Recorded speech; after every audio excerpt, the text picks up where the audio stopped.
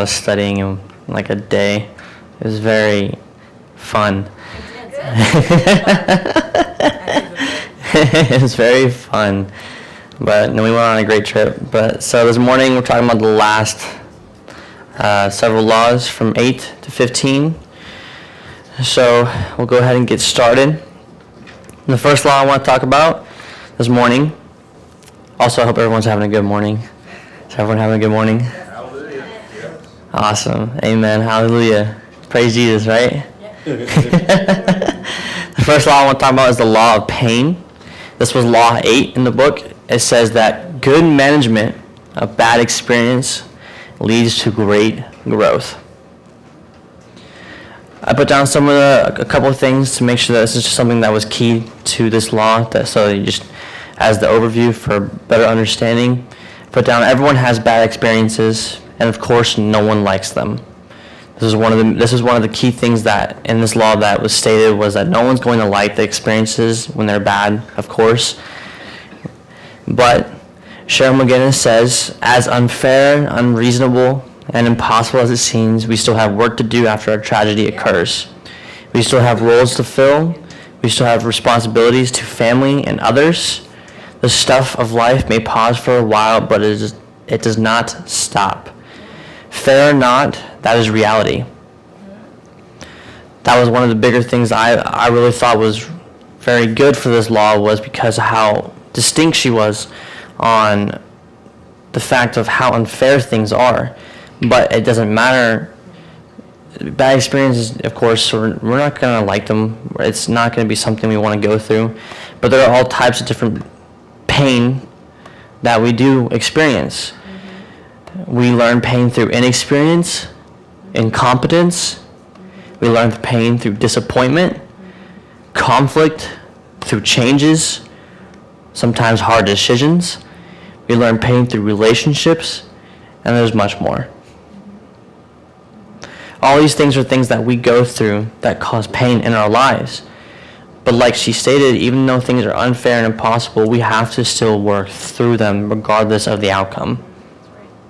You must take and choose a positive life stance, embrace the creativity, embrace the values of the bad experiences that come your way, and take responsibility for your own life.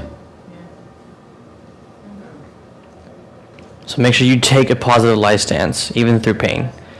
That was, I think, one of the main things that come out of the law of pain, was to make sure no matter what the circumstance, you must have a positive life stance and embrace things when they come your way. Law of the ladder. This was law 9. It says character growth determines the height of your personal growth. I wrote down briefly just a couple things. Must have ambition with guidance. There's a statement that says ambition without guidance means nothing. So I put down you must have ambition with guidance. With the right guidance and the right ambition, it will help you to think and be a success, because you must think like success to be a success, correct? To be successful, you must pick at the brain of people who are successful and figure out how it worked for them. And your ambition must strive to understand that sometimes you have to seek someone who can give you guidance to further on. You must value character. And one of the big things they talked about in the book was you must value honesty. You must be honest in all circumstances, with yourself and in your heart. They said one of the biggest things that most colleges put down was the most valued thing of a leader was honesty. Most colleges put down the word honesty, saying that this was what we believe to be the most competent thing for a leader to have, is to be honest. As we think in our heart, so we become, right? What we believe we are, we can become. You must focus on being better on the inside, not on the outside appearance. Your outside appearance does not matter. Yes, looking good is still great, trying to make yourself look presentable. It's still it still has a lot of meaning. Like when you're going for a job interview or you're talking to someone of importance, making sure that you are presentable is still good. But if you're not, even if you're not 100% presentable, how you present yourself from the inside is what's going to matter most. Your character is what's going to matter. You must show that people matter. You must teach what you believe and be passionate about it. You must value humility above virtues because perspective matters. You must be teachable, be grateful, be willing to serve others, and strive to finish well because faithfulness matters. So you must have a faithful heart. But above all, honesty is what makes a great leader. So when you're trying to climb the ranks and you're trying to reach that height, honesty is what matters, is what mainly I took out of this law. I think it's one of the key things. If you can't be honest with yourself and you can't be honest to others when you are a leader, then you're not going to make yourself or become a good one. The law of the rubber band, which was law 10, says growth stops when you lose tension between where you are and where you could be. Some of the things I put down for the law of the rubber band was life begins at the end of your comfort zone, right? You will learn things faster than people who don't take risks when you step out of your comfort zone. You will have a broader range of experience. You stretch in areas, your abilities, and your giftedness. When you stretch in these things, you must stretch yourself and your areas of ability and giftedness.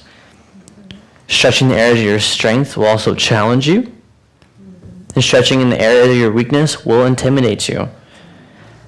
But it's okay if you can find a way to step out of your comfort zone to accomplish things greater than where you're already at. Just stretch yourself, like it says.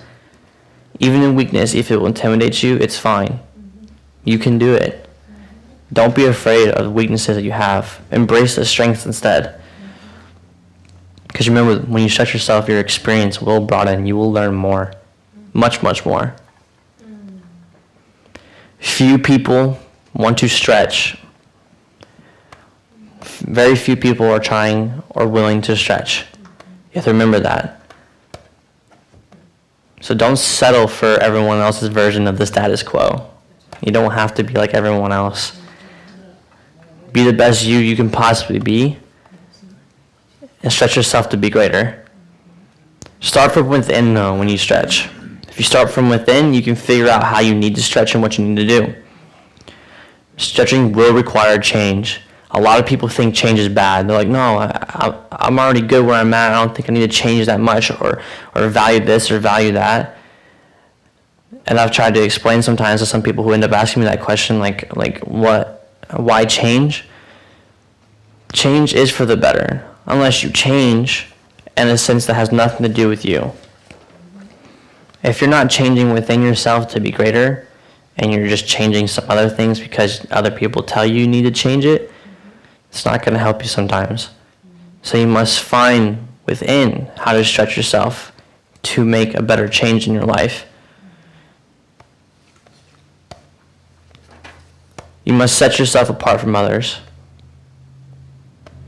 Make stretching a lifestyle, not just one-time thing, and make sure you stretch to the end. So when you're stretching, you must become your lifestyle, must become the thing you want to be, because the more you stretch, the more you learn, the more experience you build, the more you gain, the more knowledge you require. Change is good, and change is inevitable. Change will happen regardless. Even if you don't want to change, 10 years down the road, I guarantee your attitude on certain things will change no matter how you want to think about it. Your mind might still say, hey, I don't really think that's great, or I don't really like this, but your perspective on it will still end up changing because through years of experience, unless you're very stubborn and you seriously choose not to have a better perspective of things. But change is inevitable even if you seek just a little bit more. If you seek a little bit more, it will happen. The law after that was the law of trade-offs. You have to give up to go up. When trying to find the next level in your potential, you must be willing to give up something. You must be willing to give up something. So what are you willing to give up? What are you willing to give up sometimes to make a better trade-off? Well, for starters, trade-offs can be available throughout all of our lives. But we must see trade-offs as opportunities for growth, not downfalls. Most people see risking something or a trade-off they're trying to do as a downfall instead of something that is a possibility. So instead of believing that every time you're trying to make a trade-off in life or trying to find something that can be a little bit risky, if there is value to the risk, don't think it's only going to be a downfall. Still, like we said in the previous talk, stretch yourself a little bit and realize that some trade-offs are going to be good. They're going to be good experiences. They're going to help you grow to be better. Trade-offs force us to make difficult personal changes. The loss of a trade-off is usually felt, though, before gaining, so don't stress so much. Trade-offs, you will lose something sometimes, but don't stress so much about it.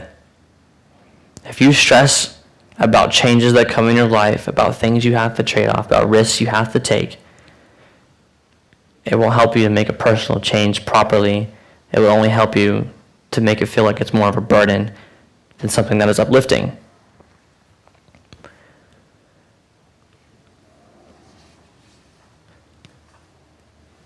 I think I totally typed this part of it wrong. I was using a Siri speech thing on my phone, and it goes to my computer automatically, which I just found out yesterday. And I was like, oh man, like this is amazing. I don't have to type this whole thing. But I think it heard me word this wrong. So I have to remember how I said it. Its decipherability is a little bit. Yeah, that's true. Siri can sometimes hear you wrong. That's true.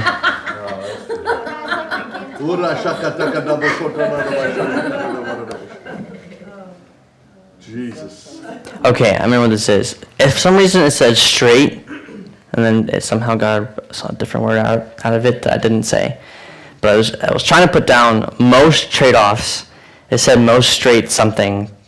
I don't understand how I got straight, whatever. But it says most trade-offs you can meet at any time. But some trade-offs only come once. Most trade-offs you can meet at any time, but some only come once. So the higher you climb for things, the tougher things will be. But you have to remember that some trade-offs are worth it. They're 100% worth it. But if the trade-offs only come once in a lifetime, you must understand and realize when they come. Your knowledge must be broadened. Your experience must be greater, has to be greater, so that when that trade-off does come, the experience and the knowledge you have will help you to realize, yes, this is that once-in-a-lifetime trade-off that I need to make that will make a difference. Give up immediate clarification for personal growth. Sometimes the immediate thing that comes is not always as great in the long run. It's not always as great in the long run. So you must give up the immediate gratification. Sorry, it's gratification, not clarification. Another word my thing misheard me say. Yeah, good thing I remember what I was trying to say. Be willing to give up the fast life for the good life. You must be willing to give up things that come by just super fast and be willing to take the time to think and to realize so that you can have a life of success. Give up security for significance and addition for multiplication.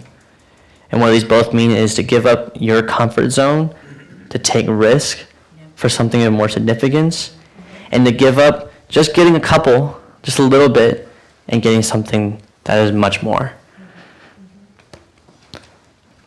The law of curiosity. Growth is stimulated by asking why. I love this one because I get to say why a lot. I'm a very curious person. But I put down, I thought one of the things that was most key to this chapter wasn't even something that was in the book. It was something John Maxwell said in the video. because he said curiosity comes from within. It is directly linked to the imagination and the creativity of your brain. Yeah, amen. So I think it's spectacular to believe that some people think being curious or too curious is sometimes not the best thing. There is never someone who can be too curious. There is never too much you can ask why this or why that. The more curious, hey, the more to you. The more you want, the more you think about things, the brighter your imagination, your creativity becomes, right? Because the more you try to understand. That's why I think Anastasia is one of the most creative people. What? Oh. I think Anastasia is one of the most creative people I know because I can't draw, paint, or do anything like she does. But her perspective when it comes to wanting to do art is so creative in her own sense because how curious she is to want to paint and do different things. That broadens her imagination more than most people. Artists in general are some of the most creative and most imaginative people in the world because of how broad and the perspective they have on things when they try to paint stuff. They have all different sorts of colors, textures, this, that, whatever it may be. Artists have the strongest imagination, in my opinion. They have the potential to be the most successful people in the world because their brain is already functioned around being curious when they draw or when they paint or whenever they're just doing something to be artistic. So that's why I believe that one statement is so strong when it comes to the law of curiosity because it is very good for you to be curious, to broaden your imagination, right? You don't have to be an artist. I'm not saying that. But it's good to still broaden your creativity. But to cultivate it, you must believe you can be curious. You must have a beginner's mindset so you can learn all the time something new. But you must make why your favorite word. Why this, why that? Kids are very good at that. They ask parents, well, why? And they're like, well, this is how it works, but why? Well, this, but why, Dad? Yeah, well, okay, this is how it works, but why? Kids can get very curious. They're always asking why because their brain is constantly trying to figure things out so that when they get older, they can learn to branch out for themselves and learn who they are. Creativity as a kid is amazing. That's why I think it's awesome that some parents start their kids at a young age, learning how to play piano or guitar, or learning how to sing, write, do sports, all of that because their creativity and their curiosity expands so much, and they want to keep doing it because they start to enjoy it eventually. We don't enjoy it right away. We all know that. Now, there are a lot of things we learned as kids we didn't enjoy right away. But when we started to do it often in practice, our brains became more curious and started thinking, well, you know what? What if I could get better? What if I could do much more than this? What if I could do this? Like I stated in a message several weeks ago when we were talking about, I actually might have been talking about this, was if I would have pushed myself to find whatever way I could have to actually play soccer as often as I could have, I probably could have been very good at it because I started at a very young age. I enjoyed it very much. It is still my favorite sport. But because I did not strive for it after several years anymore, because my brain stopped being curious at the fact of maybe I could become something, I could become an amazing college athlete or a pro, I stopped thinking that I could do it. So instead of stopping yourself from thinking you could do it, keep your brain active to believe you can. You must try to learn something new every day. But spend time with people who are also very curious people. Sometimes the weirdest people are the brightest. And it's okay to be a little weird. There's nothing wrong with that. Or peculiar, I always have to say. Not weird. Weird can be, I don't know, I think weird in the actual dictionary has to do something with witchcraft, so maybe not weird. Odd. A little bit of an oddball. It's okay to be a little bit of an oddball, have some curiosity in your head. Unique.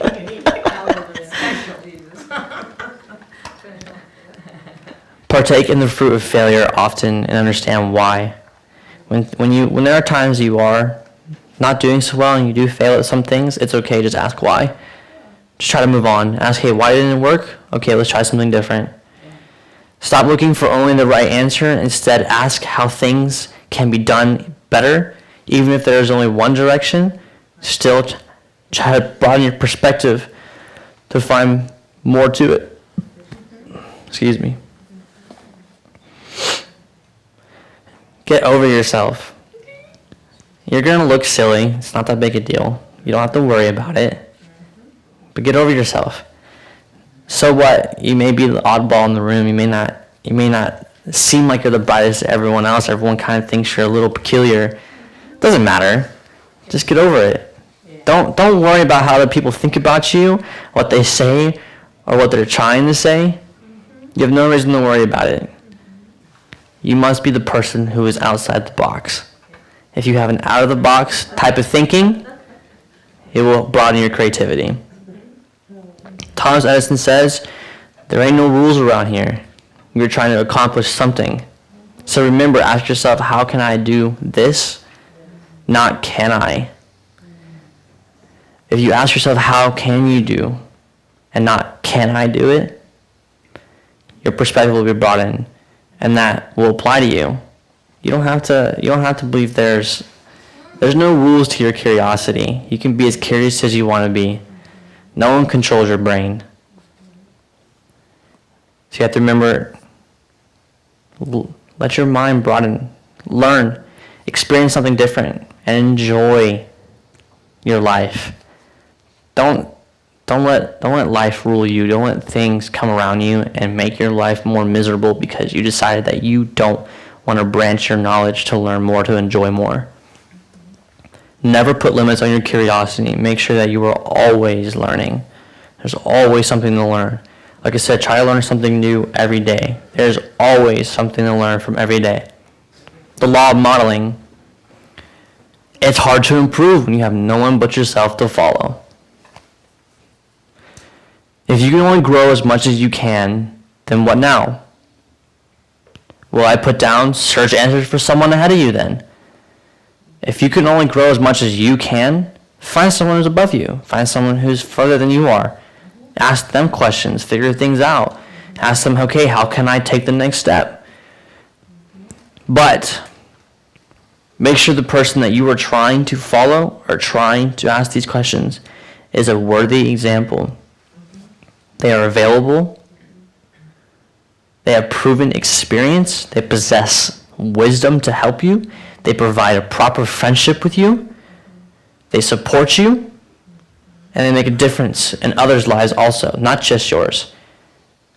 So whoever you are seeking guidance from, you see that they make an impact in other people also. And they have all these other qualities. But you must remember to turn that back around on yourself too. You must ask yourself, how can I also be that to someone else too if they needed me? How can I also be a leader or a coach to someone else? But why not start with the best, right? Why not always ask the best person at the very top? Well, if you start high, you'll still learn something from them. There's nothing wrong with that. But they're not at your level. They don't understand your level where you're at now because they're so far above you. They can't give you the proper answer on how to take the next step. They can only tell you what they did, right? Where they're at, how they got there.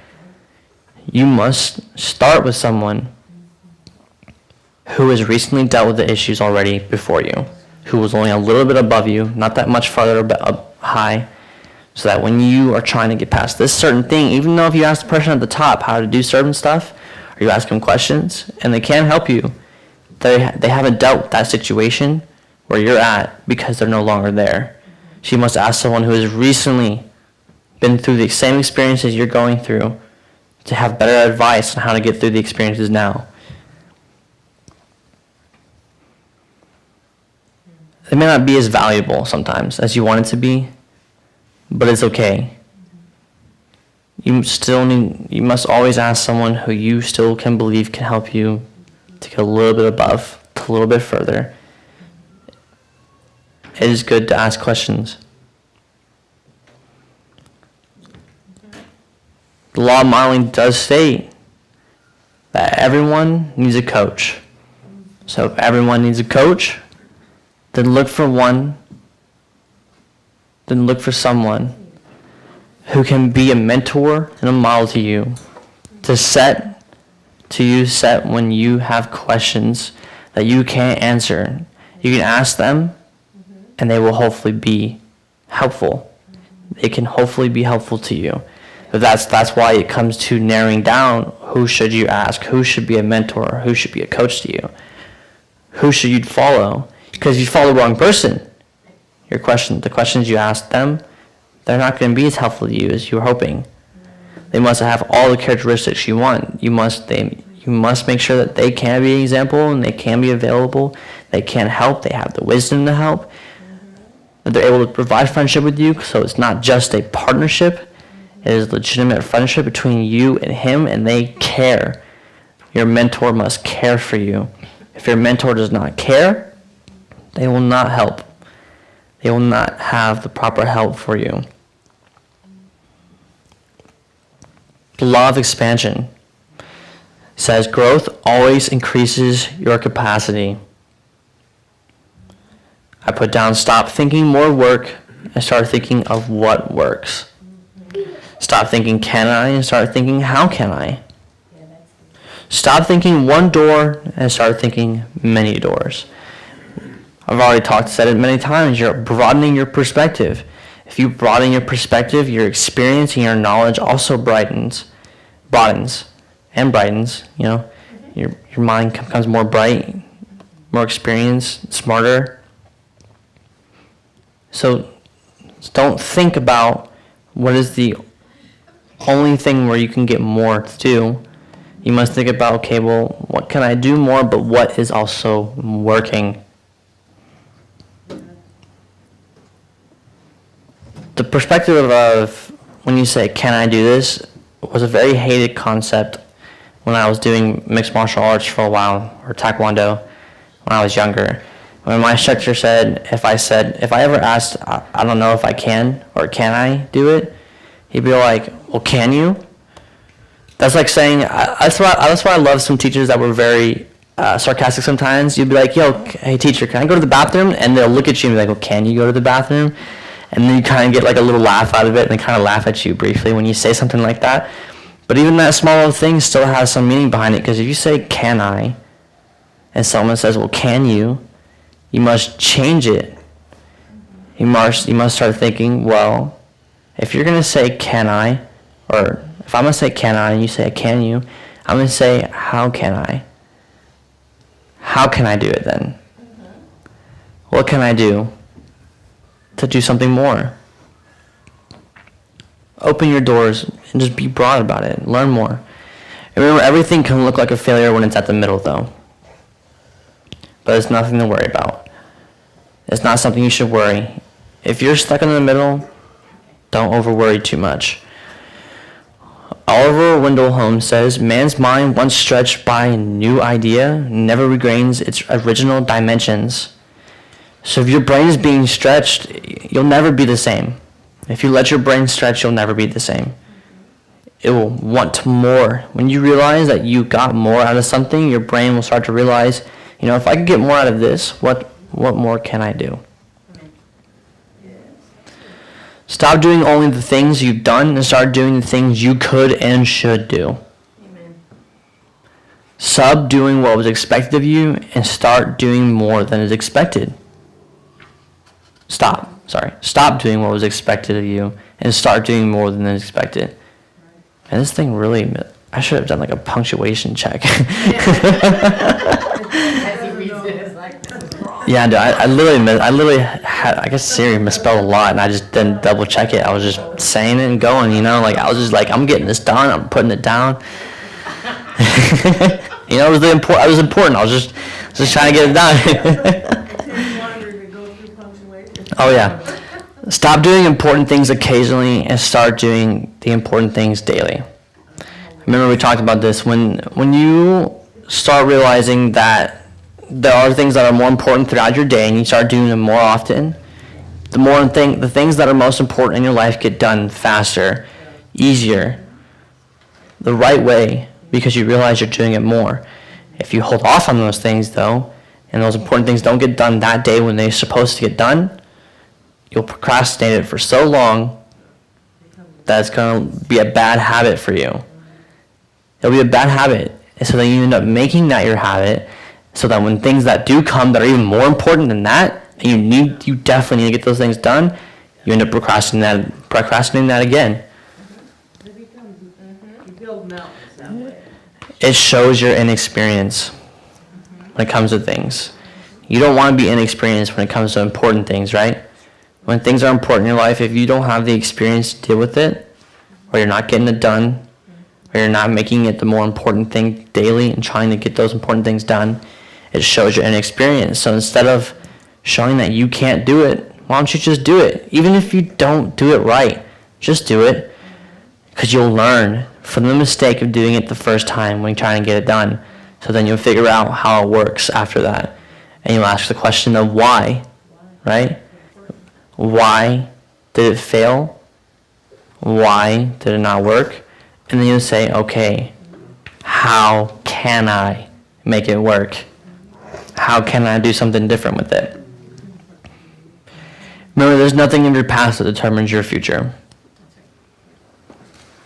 So no matter what failures or what fears you've had in the past, or whatever it may be, it does not determine what you're going to become.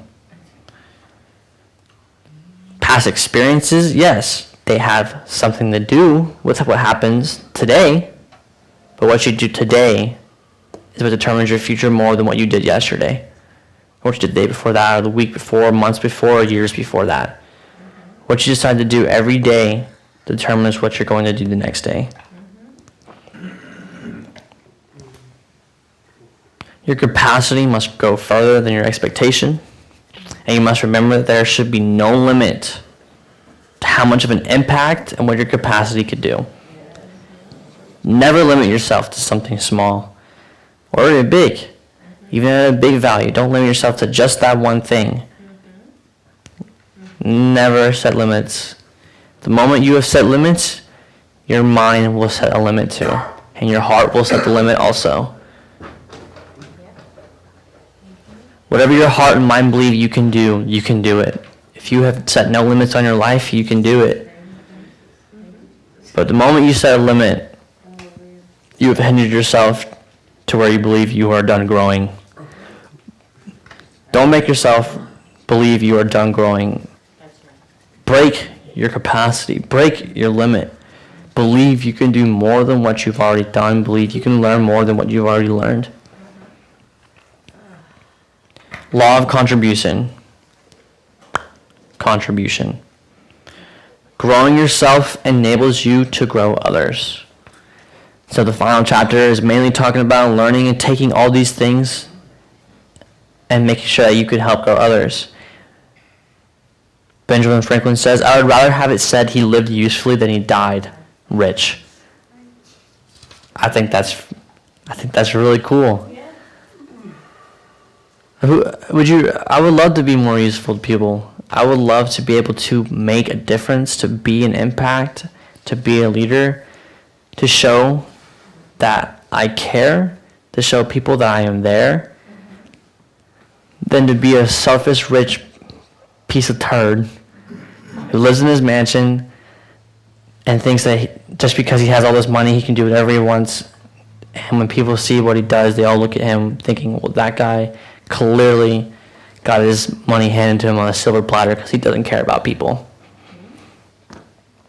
There are a lot of people who got lots of money who get handed that kind of stuff to them, just handed, and they don't know what to do with it because they didn't go through the experience of figuring out how to get it themselves or figuring out how to live a life that is where they need to be.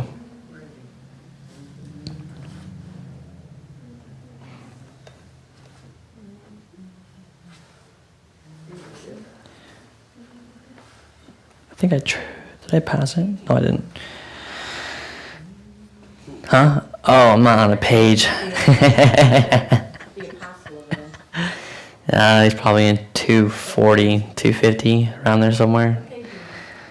I don't know what page you're on then. 244.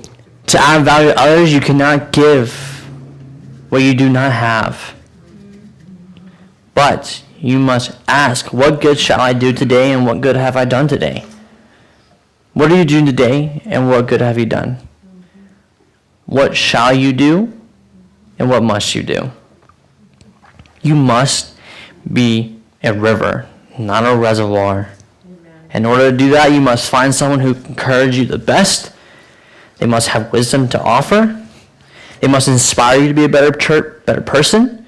You must find a leader that must challenge you, cheer on your dreams, care enough to rebuke you when you need to be rebuked, when you're going in the wrong direction. A leader is someone you look up to that can show mercy when you are failing. Someone who also shares your moments that are pressured, where you are under pressure, where you are stressed. Someone who brings laughter in your life to give you perspective. Someone who wants to be there when you have become dispirited. Someone who inspires you to seek God faithfully. Is someone who loves you unconditionally. Is someone you must have around you when you are trying to contribute to others. But you must turn those same questions around yourself and say the same thing. Like we said, the law of modeling, these things must be switched around. How can you also be that to someone else? How can you challenge someone? How can you lift someone up? Cheer them on. Care enough to rebuke them sometimes if you have to. How can you turn that around and also do that for someone else? You must understand that you cannot let things control you, though. You cannot let people control you. You cannot let money control you. Your environment control you. These things you cannot let control who you are. And I believe that's stated in a different law, but I just remembered it, so I just wanted to say it. Don't let things control you. Let God guide your life. Let someone who is of real value to you, like I said, who has these characteristics, who actually cares to challenge you, to be there, to inspire you, to rebuke you even. Someone who has the guts to rebuke you in your wrongdoing is a true friend. If a friend you are around says, there's a song that I actually really like by Andy Mineo. It's a rap song, but in it, he's talking about, the song's title is called Friends. And he's basically stating in the first line, if I can remember it, is like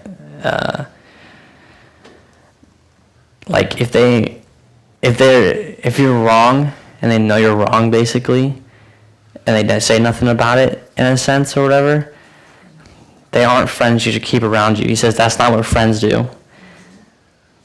I really wish I could remember how the line goes, to be honest. But be grateful. Put people first. Don't let stuff own you, like I said. Don't let people own you. Define success as sowing and not reaping. If you can define success as something you are sowing in other people's lives consistently, you are doing something for others, you're giving your time, it will help you to keep growing. It will help you to keep giving. God loves a cheerful giver, right? Whether it's money or your time, whatever it may be, God loves someone who can give themselves up. They can give a part of themselves up for someone else. They can show that they can be there for someone else. Yes, you can reap a harvest in giving your time and giving your money. That's not the goal. The goal isn't to always say, okay, well, since I gave $10, I'm going to get money back right away, right? No.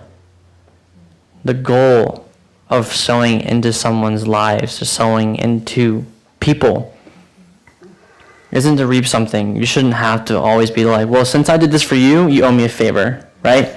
This was one of the things that I talked about when it says don't let stuff own you, don't let people own you. When you do stuff for people do stuff for you, you don't want people who do stuff for you and be like, okay, well, now you owe me something.